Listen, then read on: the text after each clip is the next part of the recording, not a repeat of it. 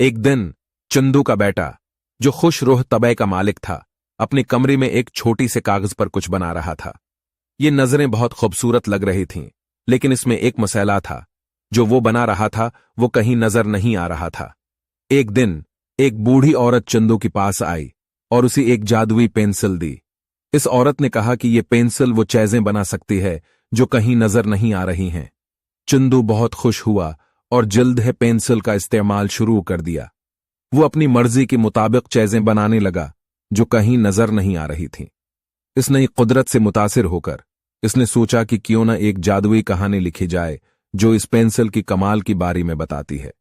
जैसे ही चंदू ने कहानी लिखना शुरू किया, वो देखा कि कहानी में बने हुए चीजें हकीकत में भी नजर आने लगीं। पेंसिल का इस्तेमाल करने से पहले इसको ये नहीं मालूम था कि ये एक इनकलाबी कुदरत रखता है। अब उसके पास एक जादुई पेंसिल की जरिए चंदू ने एक बेहतरीन किताब लिखी जिसे पूरी दुनिया पसंद करती थी। वो दिन धरे में यकबयक मशहूर हुआ जाता था।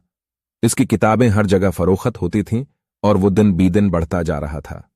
लेकिन एक दिन एक दूसरा लड़का, जो कि चंदू का दोस्त था, इसके कमरे में घस आया और पेंसिल को पहरे से चलाने लगा। जब चंदू ने देखा कि पेंसिल के साथ ऐसा हो रहा है, तो वो नहायत परेशान हुआ और अपनी दोस्त से डंडी से मारा। दोस्त को बहुत दर्द हुआ और वो पेंसिल को कोचल दिया। उसके बाद वो दोस्त कभी भी चंदू से बात नहीं करता था।